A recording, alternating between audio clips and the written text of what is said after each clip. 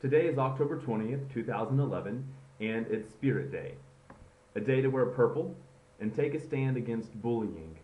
I've recently made several posts on Facebook about Spirit Day and about the heartbreaking epidemic of suicide among gay teenagers who have faced ruthless bullying in their schools. Also, in honor of Spirit Day, I made a special profile picture on Facebook where I have a yellow handkerchief tied around my neck, my hair is styled in a faux hawk, I'm wearing oversized sunglasses, my head is tilted, and my lips are slightly pursed. Anyway, that probably explains the message I received on Facebook today. All the message said was, "We have a question. Are you a homosexual?" The message came from a dear couple who are close friends of mine. It's been a while since we've seen each other, but they were very special to me when I was in college, especially my first 2 years when I lived in a dorm. They were always inviting me to their home for dinner. We went to church together. There were several times I remember on the weekend they used the church kitchen and cooked a huge lunch for the college students. They were like second parents for me and for a lot of students who were living away from home for the first time. I could have simply replied to their message by writing, "Yes, I am." But so many of my other conservative friends have responded so negatively to this issue of homosexuality that I wanted to make a special video to address their question. Mr. Tom and Miss Margie, first, I love you. I miss you. And I want to say thank you for asking me this question directly. Yes, I'm gay. More than that, I'm proud to be gay. I'm thankful to be gay. And I'm fully confident the Bible is not against homosexuality. It's not a sin to be gay. I know that this is not traditional Christian doctrine, so it may seem strange to you. But I assure you, it's logical and it's biblical. A few days ago, I posted an article on my Facebook profile. The article is called "What the Bible Says and Doesn't Say About Homosexuality." You can follow the link on my Facebook profile or just go straight to the website where the article is posted. The website is soulforce.org. Also, you'll find a lot of other great resources on that website. You can also go to my Facebook profile and look in the notes section. A couple years ago, I debated this issue at great length with some of my conservative friends from VCF, and I posted the entire debate in my notes section, so you're welcome to check that out as well, if you like. When all the evidence is considered, I'm totally confident that the Bible is not against homosexuality. It's not a sin to be gay. Sadly, though, when many of my conservative friends have considered that same evidence, they're not so convinced. Still, I hope you'll check it out for yourself, examine the evidence for yourself, check out that website, read that article. But there is something more I want to share with you, my personal story. From the time I was a toddler, I wasn't like most of the other boys. I was drawn more to the girls and to things that are traditionally considered girly. My parents signed me up for organized sports when I was little, and so I started with t-ball when I was 4 or 5. After that was flag football and then wrestling. But I never liked sports. Well, I may have liked wrestling. But anyway, as soon as I was old enough, I chose my own extracurricular activities like art and music and theater, and I loved those.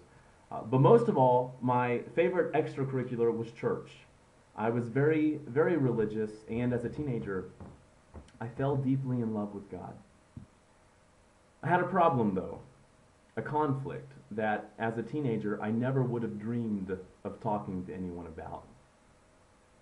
In fact, I made every effort to keep it hidden. I liked boys.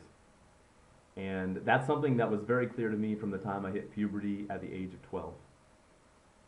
With time, I became older, I became more and more religious. I also became more and more attracted to boys. I can't begin to describe to you the conflict that I felt.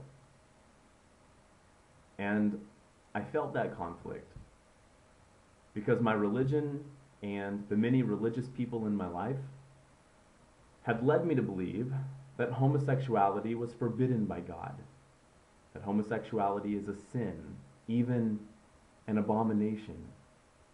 And and that a homosexual lifestyle merits an eternity in hell. I believed that doctrine without question, although it's just unthinkable to me now. Unthinkable and very, very sad. Afraid but desperate, I finally reached out for help during my sophomore year of college. I read all kinds of books about becoming straight. I went to a counselor. I attended a conference of Exodus International, which is the largest ex-gay organization in the world. I eventually saved up enough money to go to a camp in Pennsylvania that was dedicated to turning gay men straight. There I engaged in a controversial form of what is called reparative therapy. Of course, it did not work.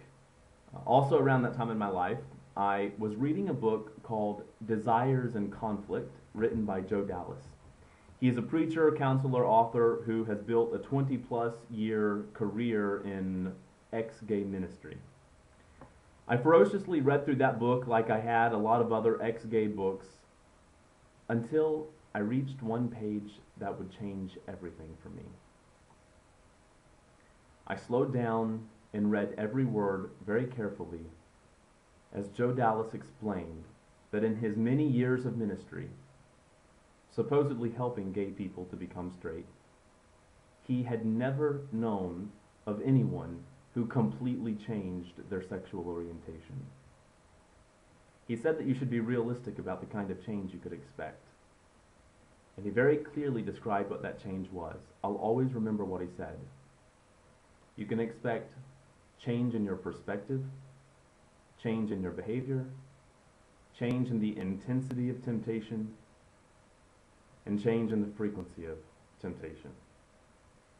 But that wasn't at all what I was looking for. With those words on that page, my heart broke. From the time I was 12 until that day, I had prayed so fervently, so sincerely, with such faith that God would make me straight. Dealing with the realization that he wasn't going to do that for me was not easy. It took some time, even a couple of years. But eventually, God did change me. In a huge and fabulous way.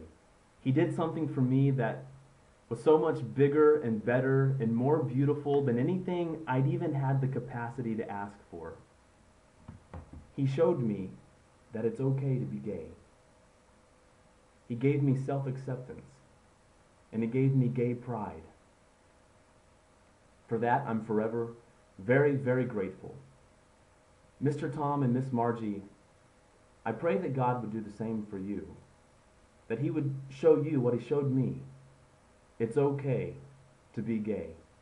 And to my many conservative Christian friends, my friends from the Baptist College of Florida, and to the other people in the world who are teaching against homosexuality, this is my prayer for you, that God would do for you like he did for me, that he would show you it's okay to be gay.